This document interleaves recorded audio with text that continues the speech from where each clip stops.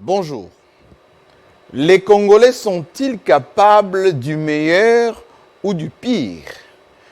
Les Congolais sont-ils, pour certains, consciencieux et d'autres distraits?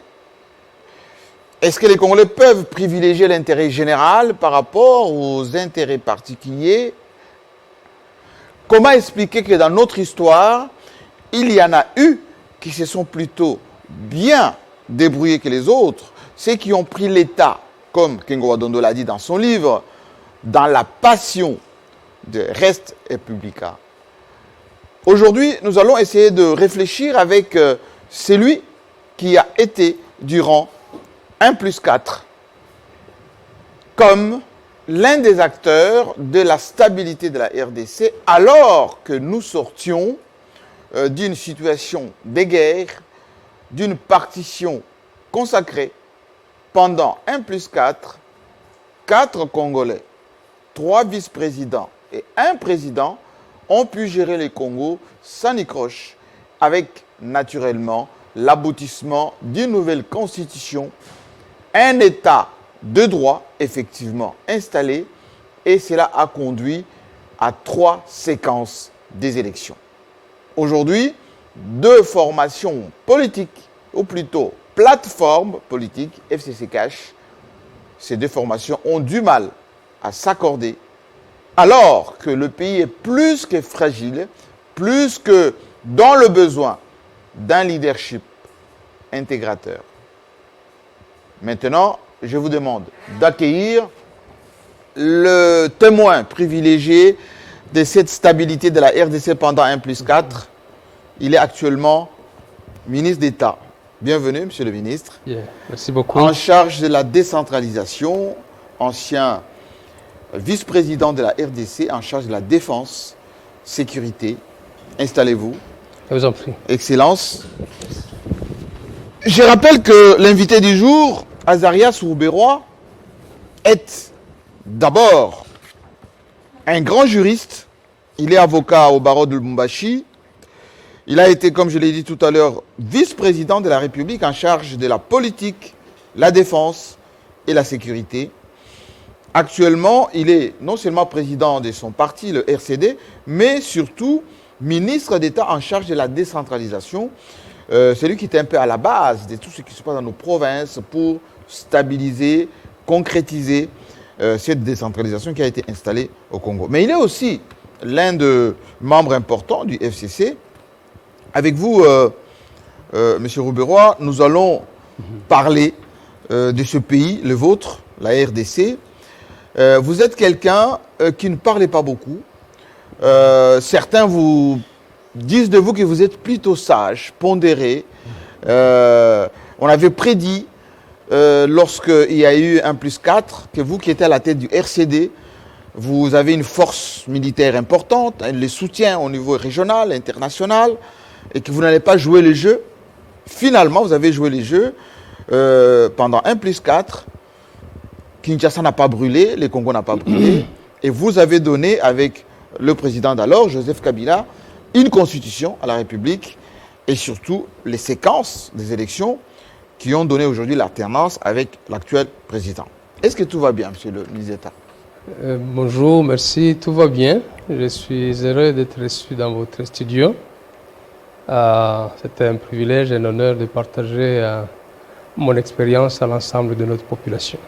Qu'est-ce qui explique votre personnalité plutôt pondérée, introvertie? Bon, disons, il y a 2-3 choses. La première, c'est caractériel. Dieu a doté les hommes de caractères différents. Le mien, il est tel que vous le décrivez, introverti. Et bien, la deuxième chose, c'est des valeurs dans lesquelles je crois, valeurs chrétiennes essentiellement.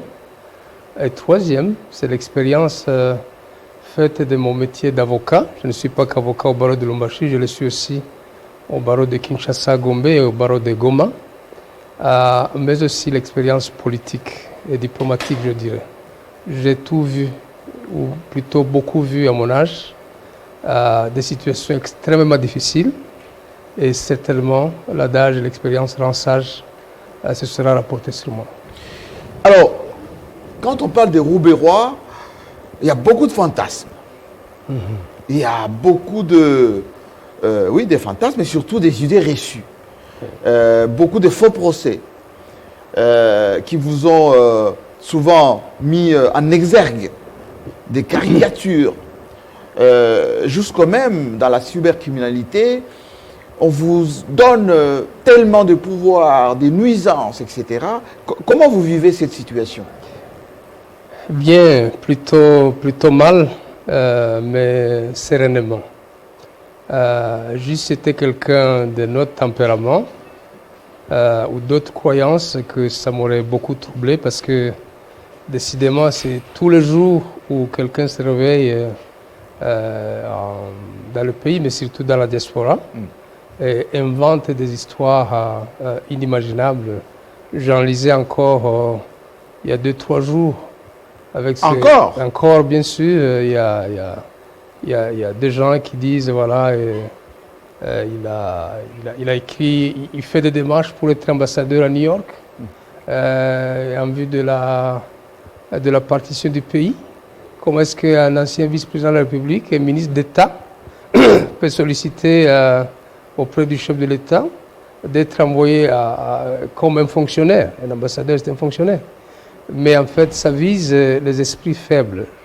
J'ai l'avantage de vous annoncer que le procès dirigé comme partie civile, bien sûr, contre l'auteur de pas mal de ragots dans 2 comptes Facebook sur le fait que j'avais des militaires chez moi, j'avais des cachots chez moi. Aujourd'hui, il est condamné à 17 mois. On l'a condamné? On l'a condamné, il purge sa peine. C'est bien sûr qu'il va faire l'appel, mais désormais, son casier judiciaire n'est plus vide. Il est à Makala. Alors, qu'est-ce qui vous a poussé à aller en justice? Parce que ce n'est pas aujourd'hui qu'on vous a souvent incriminé, octroyé des choses maléfiques. Oui. C'est un Rwandais, c'est un rwandophone, il veut la partition du pays, Exact. il a la base de beaucoup de mouvements. Mais vous êtes toujours tué depuis longtemps. Oui, qu'est-ce qui vous a motivé pour l'injustice? Parce que assez, c'est assez. Donc il fallait recourir justement à ce verset. Il y a un temps pour tout. Sinon, vous savez, avec, comment dirais-je, avec les réseaux sociaux, il y a un phénomène nouveau. Avant, on pouvait vous insulter dans un journal, il y en a eu ici à Kinshasa ou à l'extérieur. Ça s'arrêtait là. Mais aujourd'hui, quelqu'un qui est sur les murs de quelqu'un, vous avez, comment dirais-je, des milliers de gens qui s'abreuvent, qui consultent, qui croient et qui réagissent de façon plus dramatique que l'auteur même des propos. Donc il fallait donner un signal que tout ce qui est dit n'est pas vrai. Et là, nous avons un jugement qui est sans... Est-ce que ça va dissuader les autres à ne plus le faire? Je suis convaincu, c'est même ça l'objectif principal. Quiconque le fera, je ne ferai pas de procès contre chacun. Il m'en reste peut-être un en Europe, en France principalement, ou à Bruxelles, où vous avez des gens qui, pendant des décennies, ont abreuvé les Congolais de mensonges. C'est des procès de référence, c'est des procès de principe, pour que l'opinion sache que tout ce qu'il est appelé à gober doit être tamisé. Je pense que je fais ma part. Je suis convaincu qu'après moi, j'ai été le premier, il y aura d'autres procès de tous ces hommes politiques, ces hommes d'affaires. Ils sont traînés dans la boue dans la société tous les jours. Oui. Et je n'ai pas de doute qu'il y aura maintenant beaucoup de procès et ça va. Mais en même temps, il faut légiférer sur la matière. C'est important. Alors, Azia Soubirwa, on vous a découvert lorsque vous étiez à la tête du RCD Goma. Aujourd'hui, il est incontestable que vous êtes un leader qui fédère énormément de gens, notamment dans cette partie est de notre pays. Qu'est-ce qui fait de vous leader? Eh bien, disons, concours de circonstances. Pourquoi les gens se reconnaissent en vous ou recourent en vous lorsqu'il y a un arbitrage quelconque à faire? Disons, il faut interroger les gens qui le font ainsi. En toute humilité, je pense que c'est lié aux valeurs. Lorsque vous avez de la tolérance en vous, lorsque vous avez du respect de l'autre en vous, lorsque vous croyez que vous n'êtes pas les seuls à détenir la vérité, alors les gens nécessairement viennent vers vous. Et surtout lorsque vous défendez des causes justes. Voilà. Alors, on va entrer un tout petit peu avant qu'on aille dans le sujet qui nous ramène aussi dans cette émission qui est très attendue. D'ailleurs, les gens nous suivent avec beaucoup d'attention, décortiquent ce que vous dites dans chaque phrase et chaque mot a sa signification. Lorsque vous commencez à faire la politique, vous la faisiez en tant que Congolais et vous la faisiez en tant qu'étranger? Je n'ai jamais été étranger par rapport au Congo. Je suis né congolais, des parents congolais, des arrière-grands-pères congolais, pour ne pas dire qu'il fut un moment dans l'histoire où c'était un espace qui n'avait pas de forme. Mais depuis que le Congo est Congo, donc en 1885, autant que vous, je suppose. Absolument. Sauf si les vôtres sont venus. Ah non, récemment. les miens, ils sont enclavés là-bas au Kassai. Donc, tout est OK sur cette matière. Et donc, Razia Soubero réfléchit Congo, vit Congo, parce que j'ai appris, vous avez fait vos études à Lubumbashi. Oui. Et vous avez fait votre carrière ici en tant qu'avocat. Vous avez fait la politique ici. Pourquoi on vous fait ces procès parfois inutiles, que vous travaillez pour les intérêts étrangers? Non seulement que j'ai fait mes études de droit à Lubumbashi, j'ai des collègues parmi les hauts magistrats et d'autres. J'ai fait mes études secondaires à Kalemi. L'Institut de la Kouga, c'est dans un camp militaire, le camp marin. J'ai des collègues qui sont là. Et bien sûr que je suis né dans les hauts plateaux de Minembwe. Je suis né à Minembwe, où j'ai fait mes études. J'ai quitté après la 3e année secondaire. Non, ça veut dire que nous sommes dans un pays où il y a des marchands d'illusions. Alors, ils vous jugent à partir du faciès. Votre faciès? Mon faciès. Et ils oublient que la nation Congo, la RDC, n'est pas faite que d'un seul faciès. Et c'est dramatique. Nous tous, à l'école primaire déjà, lorsqu'on a appris la géographie humaine dans les années suivantes, on a appris l'histoire des peuples qui habitent la RDC. On ne nous a jamais dit qu'il y avait que des Bantous qui vivaient la RDC. Il y avait les Soudanais, les Nilotiques, les Pygmées. Et déjà les Pygmées, bien sûr. La morphologie du Pygmée n'a rien à voir avec les Bantous. Rien à voir. La morphologie du Bantou est différente de la morphologie des Nilotiques ou des Hamites, que dirais-je. Il y a des Soudanais, il y a tout ce que vous avez. Celui qui perdait de mémoire une de ses composantes perdait des points.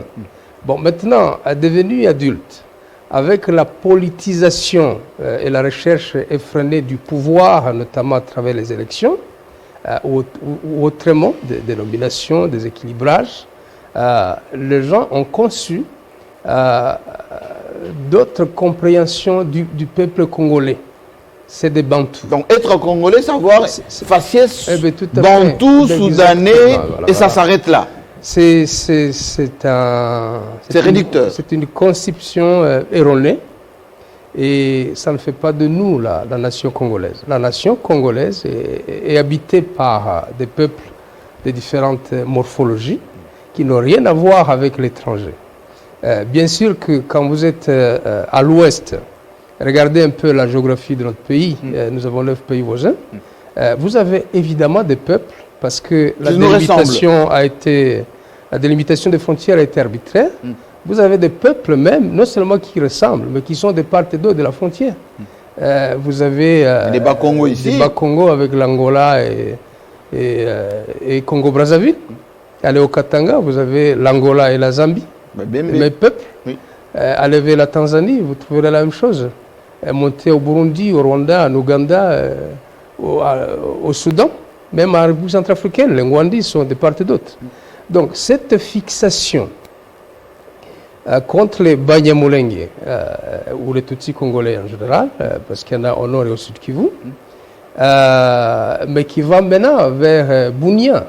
Vous avez tous ces peuples, le Bahema, les Alous et les autres. Dans certaines conceptions erronées du Congolais moyen, on lui fait gober que lui n'est pas congolais. Alors, les Tutsis congolais, il est rwandais par définition. Eh bien voilà, donc c'est conçu à dessein de nuire en fait. Est-ce que vous en souffrez de ça?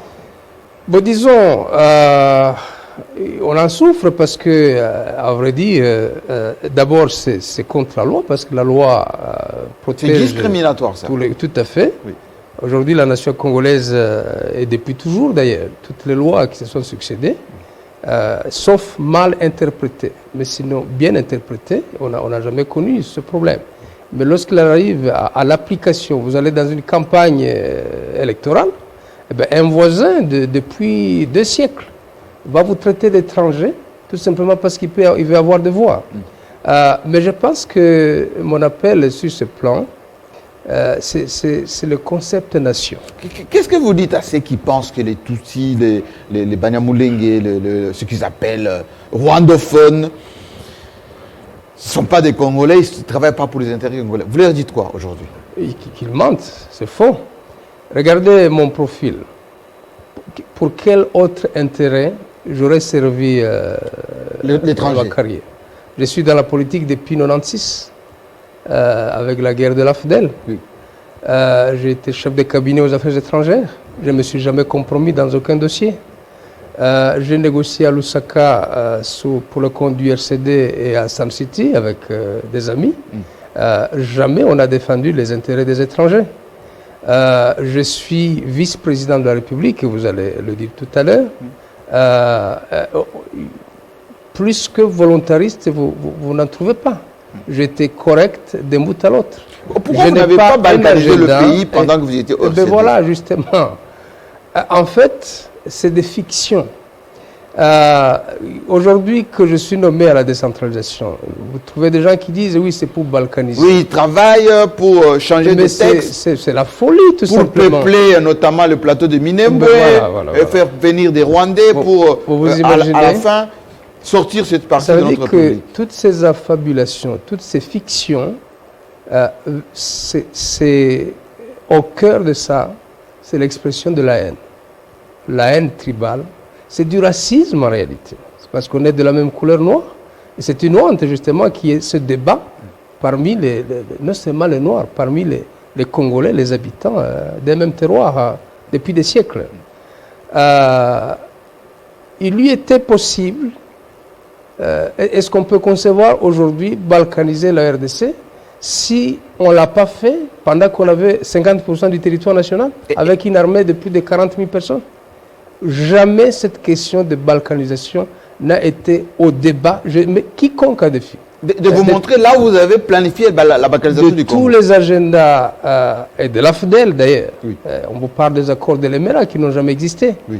Et du RCD, jamais, aucunement, on a eu le débat sur la balkanisation, ni l'intention de balkaniser. Pourquoi cette stigmatisation des Banyamulenge, des Tutsis qui sont sur le plateau de Minembwe là-bas? Pourquoi il se passe une espèce de génocide?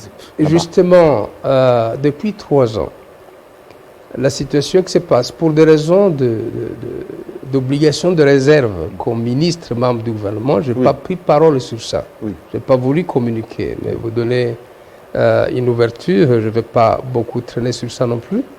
Mais les faits sur place indiquent de façon systématique et indiscutable qu'il y a eu un agenda d'épuration ethnique. Vous avez...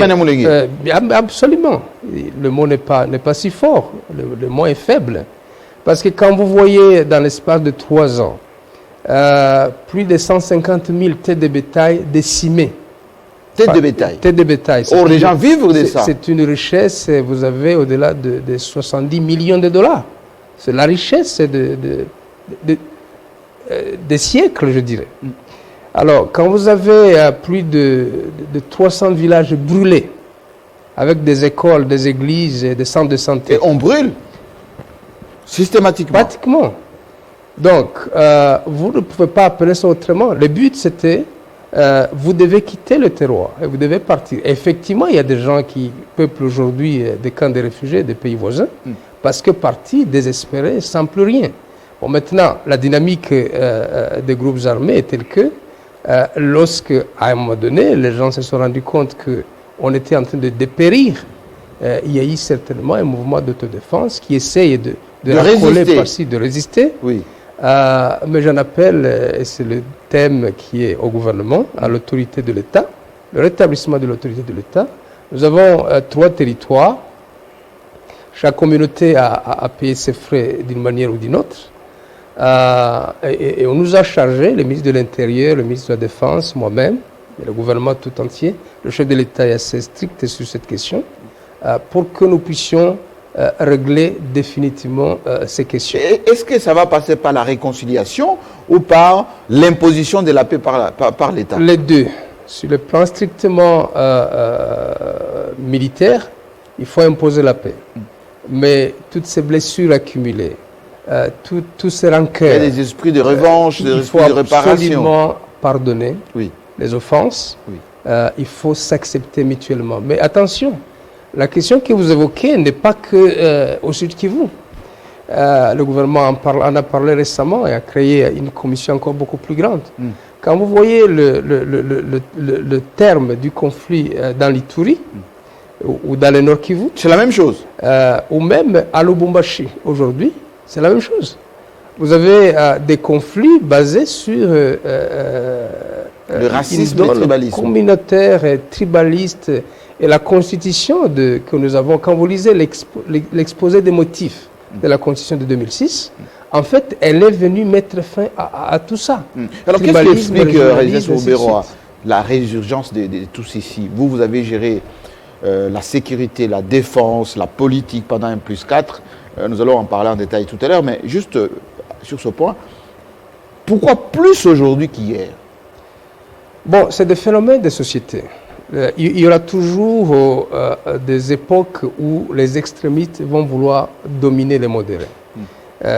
Les choses marchent correctement lorsque la voie des modérés est suivie, la voie des sages.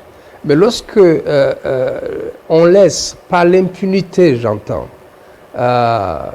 les extrémistes avoir droit au chapitre, parce qu'ils sont populistes, ils influencent des millions de gens. Et ils développent des thèses tout à fait, qui peuvent susciter ces d'exclusion, de tribalisme, de tuerie même. Mais comment est-ce que le génocide et le crime à grande échelle naissent? C'est idéologique. Ce sont ces pensées qui sont semées au bout d'une année, au bout de 5 ans. Vous avez l'impression qu'il y a une nouvelle réalité que vous n'avez jamais comprise. Et alors, un Kassaïen, un Katangé qui vivent ensemble, du reste. Ils se découvrent des ennemis. Avant d'être Moulouba Kat ou Moulouba du Kasaï, on est Moulouba. Absolument. Donc ils ont même. Des Congols là-bas, des un centre commun, tout à fait. Oui. Donc, mais vous avez des personnes au sein des sociétés, des leaders en particulier, qui savent mouvoir les émotions, qui bâtissent sur la haine, et puis du coup, bon, l'un est plus congolais que l'autre, si ce n'est pas le cas. L'un est arrogant, l'autre est orgueilleux, l'autre, je ne sais pas moi. Vous savez, le débat va plus loin. Le débat va jusqu'au mode de vie. Pourquoi est-ce que lui est éleveur? Pourquoi je suis agriculteur?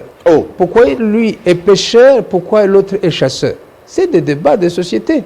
Donc, la nation, je reviens souvent sur ce thème parce que j'y crois fermement. J'ai beaucoup voyagé. Je vois la nation américaine. Elle est faite de qui? Elle est faite de gens venus de l'Irlande, d'un peu partout, de l'Allemagne, de la France. Vous avez des États qui sont pratiquement d'origine française, je dirais, pour ne pas parler de l'Angleterre. Tout à fait.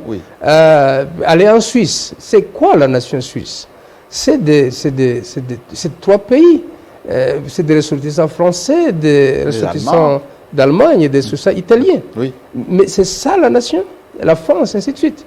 Donc, nous sommes à 60 ans et nous sommes en train de passer. La génération qui a négocié l'indépendance est en train de passer. Nous passerons bientôt, notre génération, d'autres générations viendront. Mais la nation doit résister par rapport à l'acceptation profonde et à la conscience du bon vouloir de vivre ensemble. Donc plus nous allons développer cela, enseigner cela, enseigner à ne pas avoir peur de l'autre, enseigner à nos enfants à s'accepter mutuellement, et plus évidemment nous ferons des miracles. Mais justement, parlons-en maintenant. La thématique de cette émission, c'est 1+4, le gouvernement des coalitions 1+4, qui a été d'abord appréhendé par beaucoup, parce qu'on ne pouvait pas accepter que Houmbéroi, qui avait la moitié du territoire, avec une armée, avec quasi une économie, des moyens, Jean-Pierre Bemba qui avait aussi l'autre partie, et ici à Kinshasa, Joseph Kabila qui restait avec la partie, on va dire, centrale, avec un peu excentrée vers l'océan.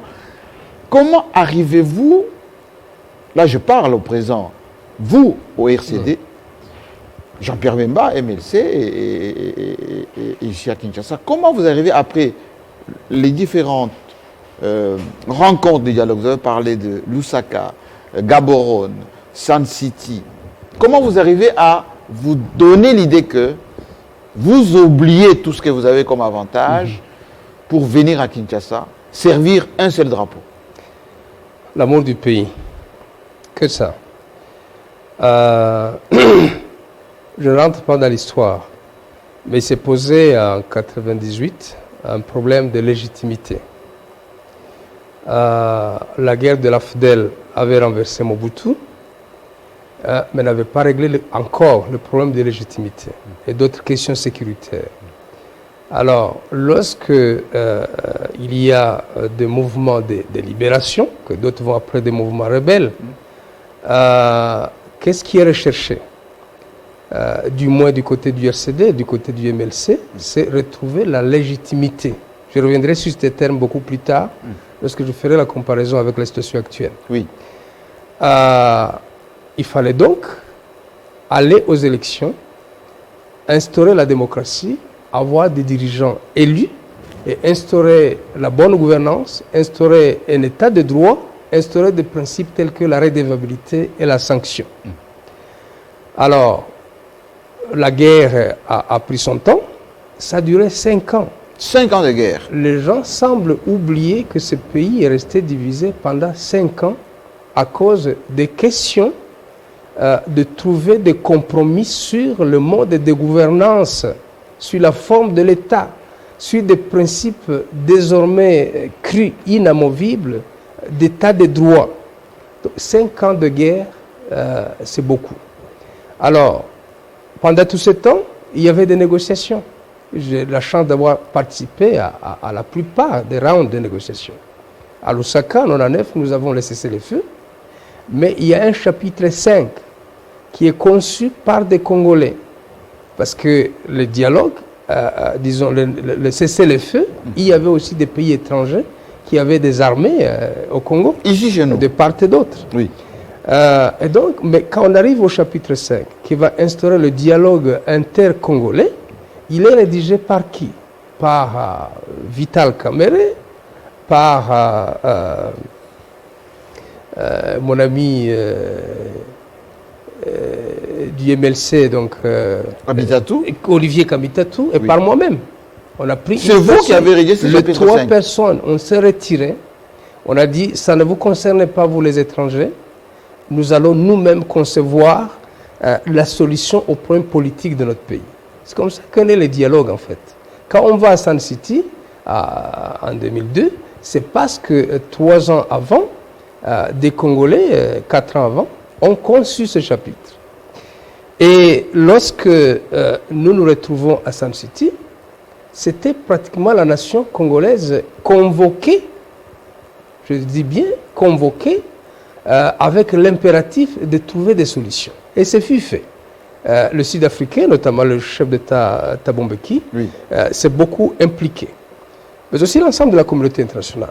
Mais nous sommes allés avec le mandat pour le mouvement de libération. Ils avaient le mandat de trouver des solutions. Le gouvernement de Kinshasa, comme on l'appelait, le PPRD est né pendant la négociation du reste, oui, oui, pendant le processus, avait le mandat de trouver des solutions, mais aussi la société civile et l'opposition non armée. Et donc, lorsque nous finissons le dialogue, c'est avec des objectifs précis. Les objectifs, c'est notamment réunifier le pays. Réunifier le pays. Pas consacrer la partition. Non, pas du tout. Il fallait atteindre ça comme objectif. Et je dois, avec tous les concours des autres, reconnaître que nous avons réunifié le pays, périmètre après périmètre. Réunification de l'armée, c'est fut fait. Organiser les élections démocratiques, c'est fut fait. Produire une constitution moderne qui reconnaît les droits et les devoirs des citoyens, Oui. mais en même temps qui organise le pouvoir avec une préférence des pouvoirs au niveau du gouvernement qui repose plus sur le Premier ministre.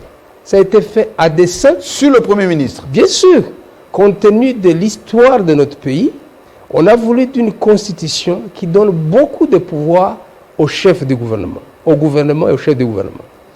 Bien sûr qu'il y a, je vais en parler, des pouvoirs du chef de l'État, ils sont très importants, mais la gestion du pays au quotidien repose sur les épaules du chef du gouvernement. Avec un parlement bicaméral, bien sûr, l'Assemblée nationale et le Sénat, ainsi que les institutions d'appui à la démocratie. Donc, lorsque nous sommes désignés 4 vice-présidents, je rends hommage à la mémoire du vice-président Yerodia, du vice-président Zaidi, de nous ont quittés. J'apprécie à sa juste valeur leur contribution, mais aussi une très grande contribution de Jean-Pierre Bemba, qui était comme moi vice-président issu des mouvements de libération. Nous nous retrouvons sans nous connaître en réalité. Donc quand vous venez à Kinshasa, vous appréhendez l'autre. Hein? Vous êtes là, les 4, n'est-ce pas? Exact. Avec un président. Mais vous, les 4, là, vous ne vous connaissez pas. Yerodia, Roubérois. Voilà. Par exemple, sur le 4, vous avez fait de préparer cette image. Oui. Je suis le seul, de tous d'ailleurs, à avoir étudié au Congo. C'est parce que vous le savez, bien sûr. Le seul à avoir étudié au Congo? Le seul à avoir un diplôme universitaire du Congo, c'est moi. Okay. Yerodia a fait la France autant que Zaidi. Oui. Et Jean-Pierre a fait la Belgique. Donc, le seul diplômé congolais qui se retrouve parmi les 4 vice-présidents, bien sûr que c'est votre serviteur aujourd'hui. Et donc... Les téléspectateurs apprécieront. Tout à fait. Alors, nous ne nous connaissions donc pas. Et nous avons un président, encore quelque chose de particulier, qui est plus jeune que nous tous. Président plus jeune que vous? Il est plus jeune que le vice-président. Je suis le moins âgé des vice-présidents. Ensuite Jean-Pierre, et puis certainement Zaidi avant Yerodia. Oui. Donc nous étions des générations différentes. La génération du président Kabila n'a rien à voir avec la génération de Yerodia ou de Zaidi. C'est 2 situations différentes. Oui. Donc il y avait beaucoup de différences. Mais aussi notre background, comment dirais-je, moi je suis avocat de formation. Donc je traînais avec moi l'expérience d'avocat. Jean-Pierre, c'est sûr qu'il a travaillé dans la politique un tout petit peu. Oui, mais surtout plus dans les affaires. Il est dans les affaires. Oui. Donc on a un homme d'affaires accompli qui vient, si vous voulez, donner son expérience aussi. Et les choses vont d'ailleurs se passer très bien parce qu'il va diriger la commission économico-financière. Donc comprenez bien la matière. Oui. La commission que je vais diriger, il y a beaucoup de matières de droit. C'est politique, défense et sécurité. Ça veut dire propulser toutes les lois que vous avez sur la défense et bien d'autres lois, y compris la loi sur la nationalité d'ailleurs. Et vous avez Zaidi qui a fait l'UNESCO. Oui. Coïncidence. Dans la culture. On va lui confier justement le domaine socio-culturel. Je ne pense pas que quelqu'un ait réfléchi pour dire on affecte ceci ou cela, mais c'était le cas. Et Yerodia, qui représentait la famille politique du président Kabila, la reconstruction. Il a la reconstruction. Donc ils étaient déjà aux affaires. C'était aussi normal qu'il le fasse. Quel était le mot-clé dans cette collaboration à 5? Je vais vous le dire. Le mot-clé, c'est le leadership exemplaire. La constitution de la transition. Oui. Lorsqu'elle est élaborée, après Sun City ou à Sun City, il est demandé au président et aux 4 vice-présidents d'avoir un leadership exemplaire. Qu'est-ce que ça veut dire? En langage simple. Parce que ceux qui nous suivent en ce moment, ben voilà, on parlera notamment du tout à FCC fait, Cash. oui. Qu'est-ce que vous entendez par leadership exemplaire? Le leadership exemplaire, je vais le décrire, et c'est ce qui a fondé le succès de cette affaire. C'est la volonté politique, pas la volonté tout court, la volonté politique d'aller jusqu'au bout de la transition et, si vous voulez, de conduire le pays vers les objectifs que nous nous étions assignés comme peuple réuni à Sun City. En d'autres termes, bien sûr qu'il y avait de la compétitivité. Entre-temps, vous avez en tête que, in fine, on va aller aux élections, Exact. in fine, il y aura La Constitution. Oui, et tout ceci, mais vous privilégiez... Exact. Nous savions que les enjeux étaient de taille. Nous savions qu'après, je n'aurais plus usage à l'armée. Oui. Je suis venu à Kinshasa, précédant d'autres camarades du RCD, mais je traînais avec moi et le RCD plus de 40 000 militaires. 40 000 militaires. Et pas n'importe quel militaire. Donc bien aguerris, bien façonnés, des intrépides en fait. Jean-Pierre en avait certainement moins, mais aussi expérimenté. Donc la décision que nous prenons et le serment que nous faisons, en d'autres termes, c'est de ne plus recourir à nos forces, à nos armées. Je pouvais, au milieu de la transition, parce que j'étais respecté, je pouvais dire, écoutez, j'aurais fait la guerre. On a vu au Soudan, Oui, on a vu ailleurs. oui. Mais En Somalie jusqu'aujourd'hui, en Libye jusqu'aujourd'hui. Jean-Pierre pouvait bien le décider. Il pouvait dire un mot et ses commandants allaient suivre. Et ses commandants, c'est qui? C'est notamment, vous avez le chef de la police d'aujourd'hui. Oui. Il était le chef de son armée, ou de l'armée de Amouli. l'ALC, bien sûr. Avec Général Moustapha qui vient de nous quitter, et qui était un vaillant avec lui. Oui. Donc, nous avions des atouts de faire rater la transition et de retourner, si vous voulez, À la guerre. à la guerre. Mais nous nous sommes interdits, selon les serments, à le faire. Ce n'est pas les tentations qui ont manqué, mais la volonté politique était solide. L'amour du pays passait devant, si vous voulez, nos enjeux personnels. Et rendez-vous compte que nous savions qu'après, il y aura élection. Et qui dit élection, dit élire un seul président. Qui va rester? Et donc, j'étais là en me disant, je serai candidat sans faute, je l'avais résolu ainsi.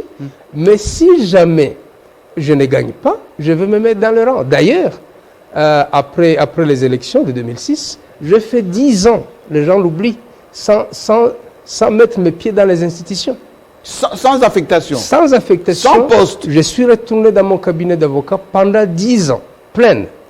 Donc de 2006 à 2016, à la fin, décembre.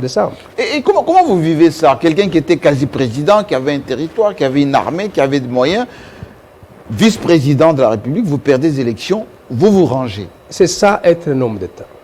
C'est ça un homme d'État. Votre thème, il est très évocateur, c'est ça être un homme d'État. Lorsque vous êtes un homme d'État, vous êtes différent des autres hommes. On sait que l'État passe avant, les règles passent avant, la Constitution passe avant. Seul Dieu est au-dessus de... Seul Dieu. Seul Dieu. Donc, je ne peux pas me permettre de me compromettre en public, mais aussi en privé, de sorte que mon comportement conduise à des doutes et à des négations d'un leader de qui est attendu le modèle et l'exemple. Donc, un homme d'État, et on en a besoin dans ce pays, dans toute la classe politique congolaise, on en a besoin. Un homme d'État est celui qui n'est pas dirigé par les émotions et les sentiments. Il cherche la règle de droit, la règle applicable par rapport à tel ou tel autre comportement. Écoutez, nous étions 4 vice-présidents. Nous avions un président au-dessus de nous. Chacun avait son secteur. Mais le leadership exemplaire était attendu aussi du président Kabila. De lui aussi. Absolument. Et je dois avouer et reconnaître qu'il a payé sa part de dette par rapport à ce leadership. Et est-ce qu'il vous a frustré pendant ces 1+4? Bon, disons, on est humain, je ne dirais pas que tout était rose. On a connu des moments, c'est pour ça que par moments je m'étonne des crises actuelles. On a connu des moments très difficiles pendant la transition. On a connu des situations, si vous voulez, des crises, mais il y a toujours eu ce qu'on appelait, si vous voulez, l'espace présidentiel. C'est les moments de concertation.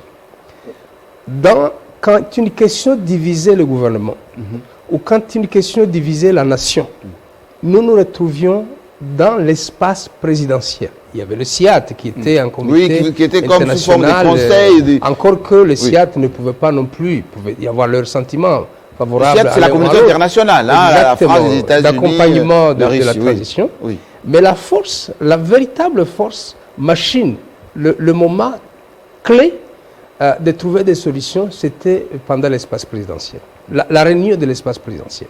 Et lorsque nous avions déjà tout harmonisé, évidemment, au niveau du gouvernement, tout allait bien. Mais ne vous en faites pas. Nous avons des crises, nous avons connu des crises pendant la transition. Nous avons connu des crises à Bukavu, nous avons connu des crises au Nord Kivu, nous avons connu des crises, disons, à l'Équateur, et même dans la ville de Kinshasa. Mais chaque fois, nous avons laissé primer l'intérêt général par rapport à nos intérêts. Que ce soit le président Kabila, qui a joué sa part dans ce programme, que ce soit chaque vice-président, nous nous sommes surpassés, de sorte que ça va vous étonner. Oui. Lorsque je termine la transition avec la commission politique, où il y avait les gens du PPRD, du MLC, de la société civile, du RCD, bien sûr. Dans cette commission? Dans cette commission, oui. J'avais quoi? J'avais les affaires étrangères, j'avais l'intérieur, j'avais la coopération régionale, j'avais la sécurité, j'avais la défense, j'avais les droits de l'homme, j'avais femmes et familles, la condition féminine, oui. J'avais les affaires humanitaires, Madame Zuzi Wambombo, elle venait de la société civile. Oui. Non, elle venait de l'opposition non armée. Non armée, oui. Madame Kalala venait de la société civile. Oui. Vous avez Théophile Mbemba qui venait du PPRD. Vous avez Onesumba ou Ondekane qui venait du RCD. On avait au MLC, le ministre des Affaires étrangères, Antoine Gonda et puis Ramazani Baya. Oui. Mais nous avons terminé la transition comme une véritable famille. Avec un dîner de... Avec autant de divergences. Avec autant de divergences. Interrogez tout, je vous mets à défi. Alors, on est en direct, monsieur le vice-président. Voilà. Honoraire, hein, parce que quand je dis vice-président, aujourd'hui... Dans tous les cas, pour le moment, il n'y a pas de vice-président. Absolument. Donc, nous sommes suivis partout dans le monde, en ce moment, au Canada, avec un peu de décalage horaire. Il y a André Paola qui nous dit pourquoi les Congolais n'observent pas la situation en Libye, au Soudan, en Somalie et au Mali pour s'abstenir de s'entrer dedans. Là, on parlera dans la deuxième partie, hein, c'est cache en ce moment. Et une question qui vient de Bamako, ben justement au Mali. Si les Congolais ne prennent pas conscience de ce qui représente la RDC, ce beau pays sera pire que chez nous en ce moment au Mali. Enfin, vous allez répondre à ces questions. Vous pouvez également poser vos questions au vice-président, ancien vice-président Robéroy et ministre d'État, si vous le désirez. On va lui poser ces questions tout à l'heure. J'aimerais vous poser, s'il vous plaît, une question pendant la transition. Vous avez oublié vos égos personnels ou vous avez tellement les témoins sur les élections, sur la Constitution, qu'à un moment donné, vous vous êtes fait violence? Bien, les deux. Les deux, je dois l'avouer. Nous avions des égos personnels qu'on pouvait bien développer. Oui. Mais l'humilité qui a caractérisé les dirigeants de la transition a fait que, comme je vous l'ai dit, je devais faire passer l'intérêt général, l'intérêt du peuple congolais, avant le mien et de mon groupe.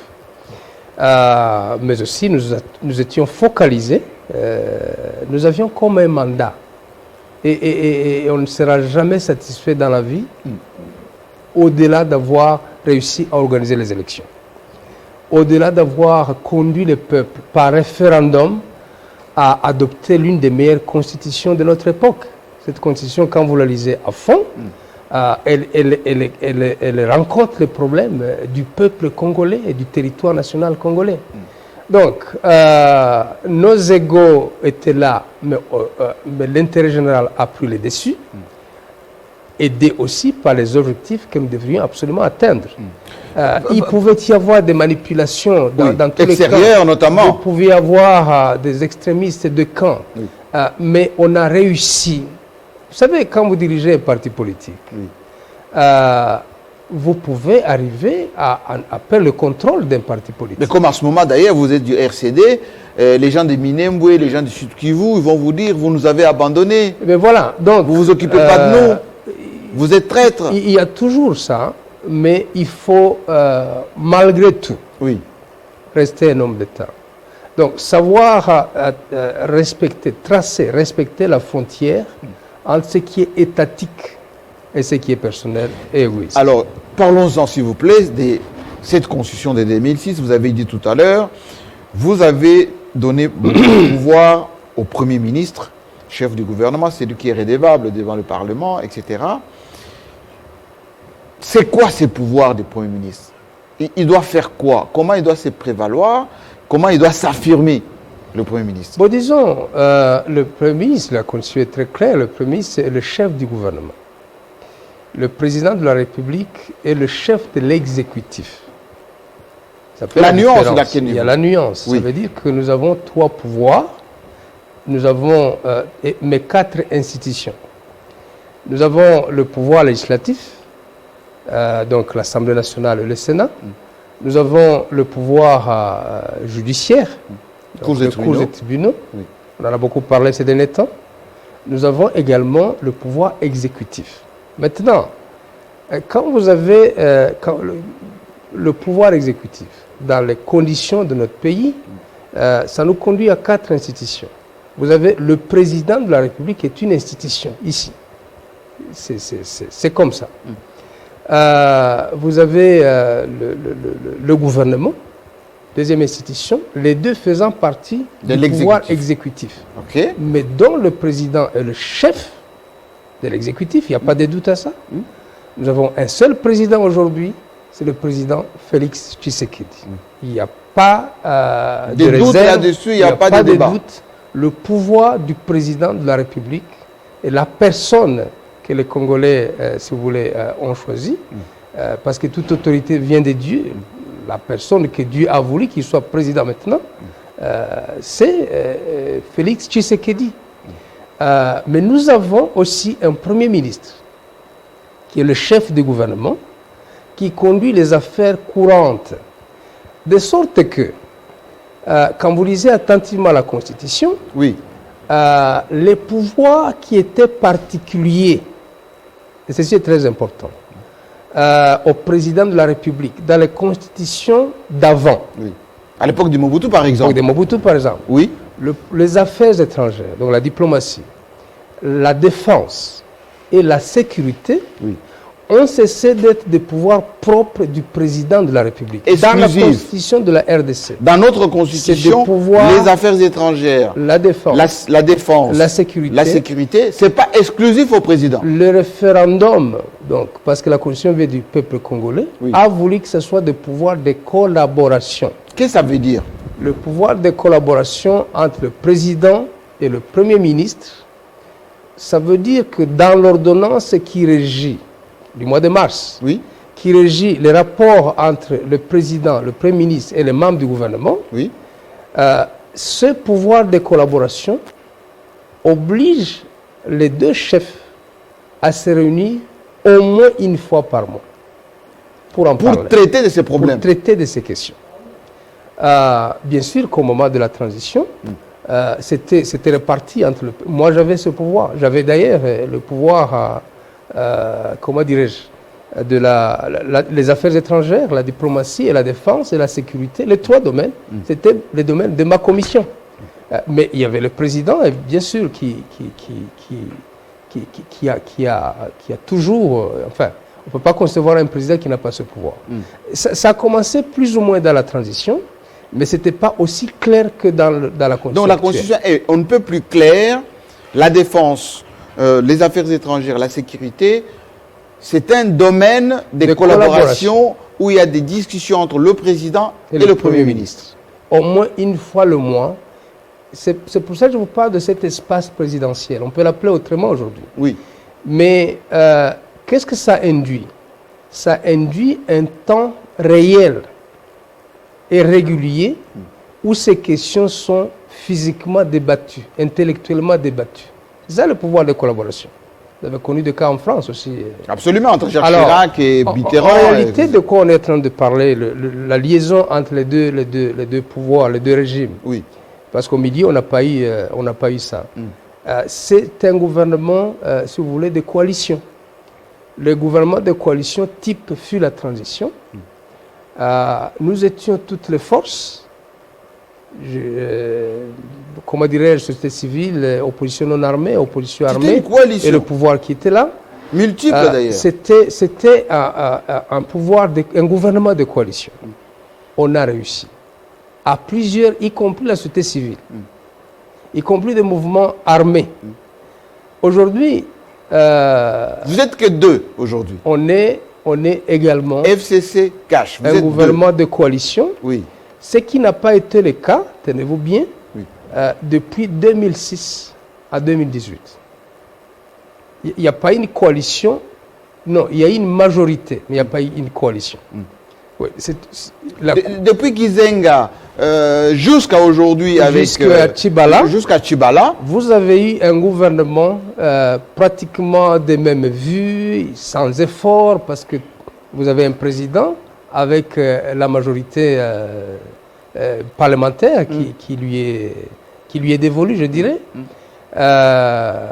qui lui est vouée, avec un premier ministre qui...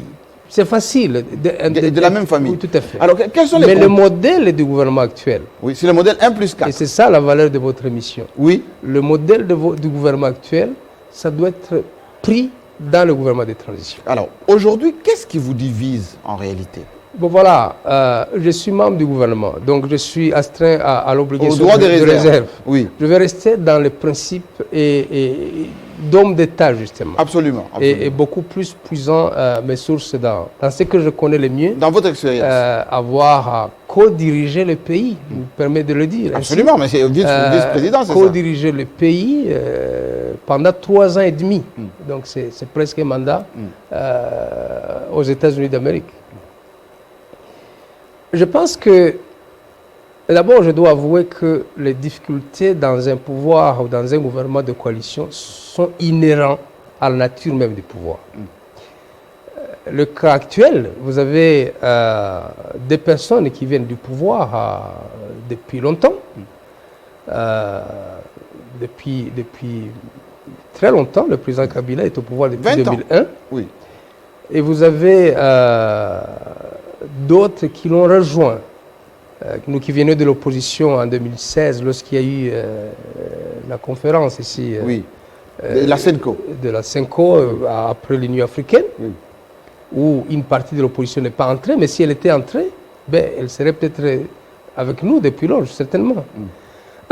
Mais vous avez aussi la partie qui n'était pas entrée au pouvoir du temps des CENCO, notamment l'UDPS. Notamment l'UDPS et certains de ses alliés.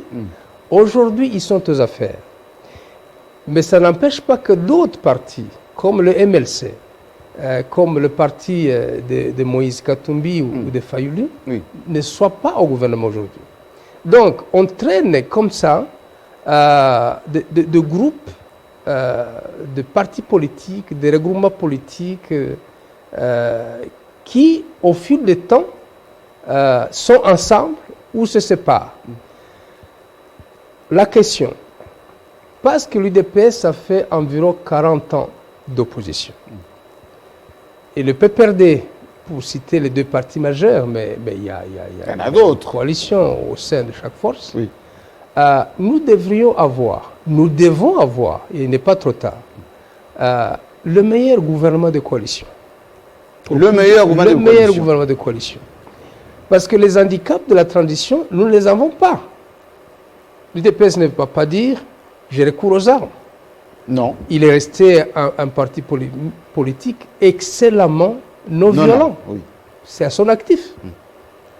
avec une vision basée sur l'état des droits. C'est le terme clé du fait président Étienne Tshisekedi. L'état des droits, le texte, quiconque l'a connu d'abord pour ça. Donc c'est toute une idéologie, c'est toute une philosophie. Maintenant, il faut les traduire dans les actes. Alors, lorsque vous avez un atout que la transition n'avait pas, ne pouvait pas avoir, d'un transfert pacifique du pouvoir, mon ami, vous avez achevé ce que beaucoup de pays de l'Afrique centrale n'ont pas du tout achevé et rêvent d'achever un jour. C'est-à-dire, c'est de voir un président, ancien président, élu, ayant fini ses mandats, assis à côté d'un président, si vous voulez... Ça, c'est qu'on voit ici. Ben voilà, quelle coïncidence.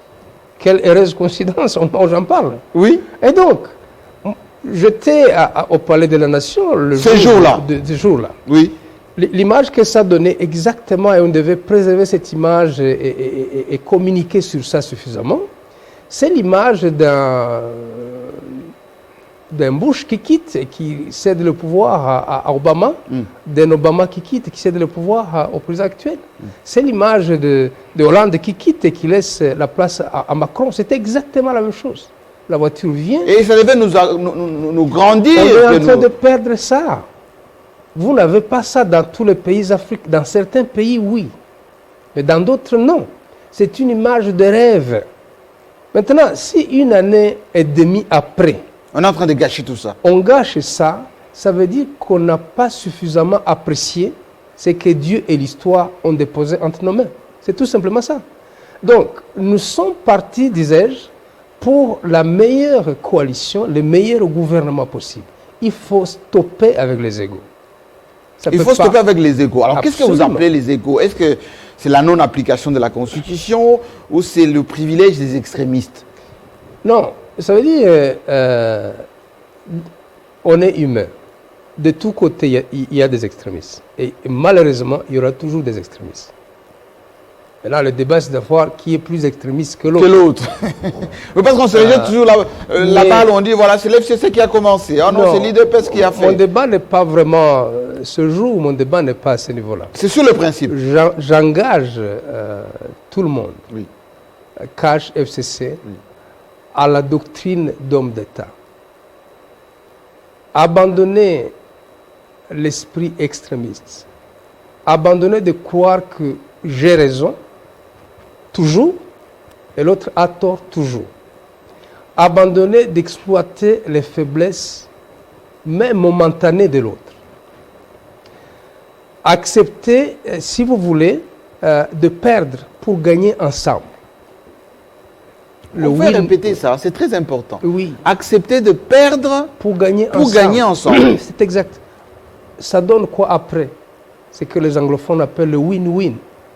Si je suis dans une position telle que si je l'exploite à fond, je prendrai le dessus sur l'autre, oui, mais que l'ensemble ne va pas gagner, je vais accepter de perdre une partie de ce qui me revient. Et savoir donner. Le problème, c'est que nous savons souvent, dans des coalitions, savoir demander. Mais nous ne savons pas donner. Nous ne prenons même pas le temps de comprendre la cause de l'autre. Que veut véritablement l'autre? Alors, lorsque les intérêts des uns et des autres priment, nous n'atteindrons pas le bout du tunnel. Comme vous avez atteint pendant la transition. Pendant la transition. Ah oui. Moi, je peux dire, avec Jean-Pierre Bemba, j'espère que la fois prochaine, vous allez l'inviter. Oui, il est déjà invité. Ou que vous nous inviterez ensemble. Absolument. Nous avons une expérience à partager, en toute humilité. Nous n'étions pas de savants. Nous n'avions pas, si vous voulez, de magie. Des hommes tout à fait ordinaires, avec de fortes convictions, que le destin du pays repose sur nos faibles épaules et que nous devons taire nos émotions au moment où il est faut et favoriser, si vous voulez, l'intérêt général. C'est ce qu'il nous faut aujourd'hui. Alors, on a en direct au bureau Azarias. Il y a Patience qui nous suit à Paris, Patience Kandolo. qui dit que si le FCC-Cash continue de se quereller, ils vont donner le pouvoir à la Mouka. C'est évident. C'est évident. Et bien sûr, je n'ai même pas à réfléchir. Ça veut dire, si le FCC et le Cash n'arrivent pas à trouver des compromis pour une cohabitation, disons, une coalition qui aille jusqu'au bout, Oui. c'est la loi de la nature. Ça va créer Le troisième larron va ça sortir. va créer un vide. La nature a horreur du vide. Un troisième pouvoir va sortir. Une question qui nous vient de Lubumbashi, c'est... non, plutôt de Dakar. C'est Parfait Luzolo qui est professeur de droit à l'université Cheikh Anta Diop. Il dit le vrai problème du Congo est que les cadres dans différents partis sont des militants, que de vrais responsables. Il a raison. Je lui donne absolument raison. Justement, la plupart des membres de nos partis, on n'a pas assez éduqué les membres de nos partis politiques. Qui sont plus dans l'émotion. Ils sont dans l'émotion, ils sont dans les sentiments, ils sont même dans les intérêts immédiats. Alors que celui qui combat pour une nation prospère, Oui. Comme le dit l'hymne national, Oui. il a la notion du temps. Il y a des choses que je n'aurai pas aujourd'hui, mais il y a des choses que j'aurai dans 10 ans, dans 15 ans, si le pays marche. Comme vous avez attendu 10 ans Tout à fait. après la transition. Vous ne m'avez jamais entendu faire une autre rébellion parce que je ne suis pas au gouvernement. Oui. Vous ne m'avez pas entendu faire des déclarations compromettantes. Je me suis dit non. J'ai fait ma part. J'ai eu droit au chapitre, je n'y suis plus, j'observe les autres. Je laisse ceux qui sont là en train de Et faire. j'apprends. J'observe et j'apprends et je laisse les autres tranquilles.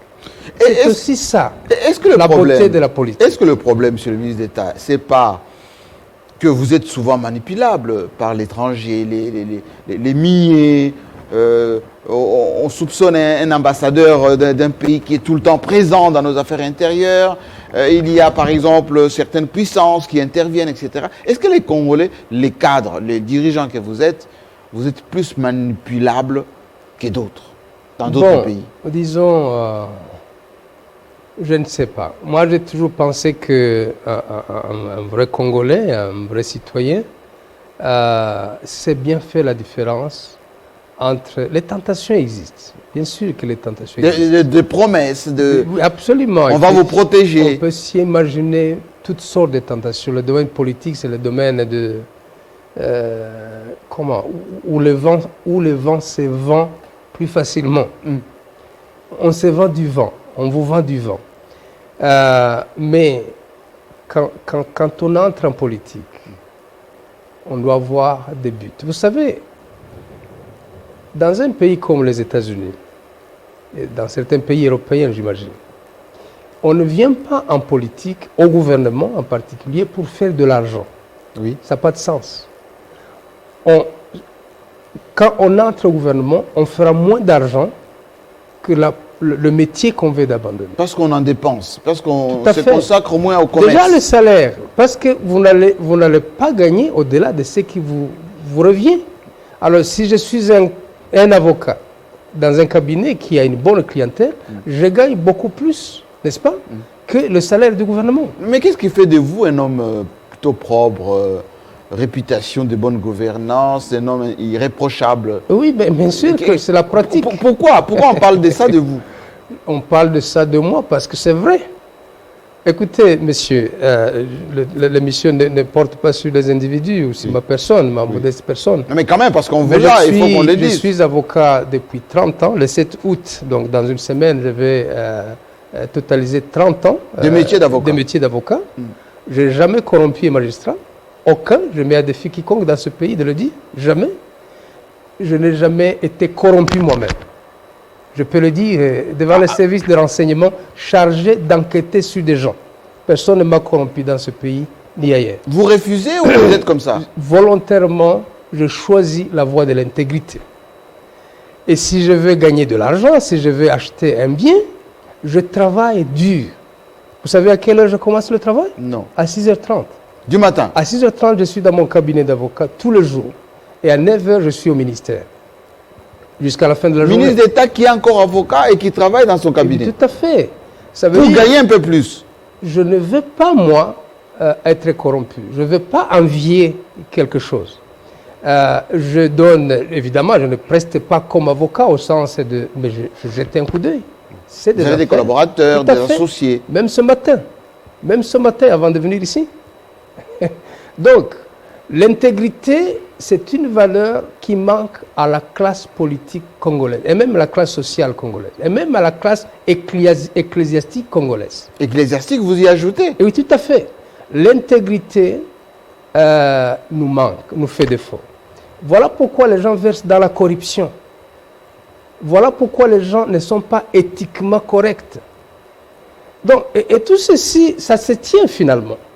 Donc, si, une fois au pouvoir, je tiens à ne pas le perdre en me compromettant, je ne suis pas intègre. Mais en même temps, si j'utilise mon pouvoir, ma signature de ministre, de premier ministre, de président de la République, hein, de directeur général ou de qui que ce soit, pour avoir des richesses et des trésors indûment, je ne suis pas digne de ma place. C'est de ça qu'il s'agit. Donc, le jour où on va comprendre que celui qui veut gagner de l'argent doit aller chez les privés, et quand on vient au gouvernement, c'est pour servir, on va faire la politique autrement. Mais sinon, celui qui n'est pas militant, il est corrompu. Donc, on doit nettoyer.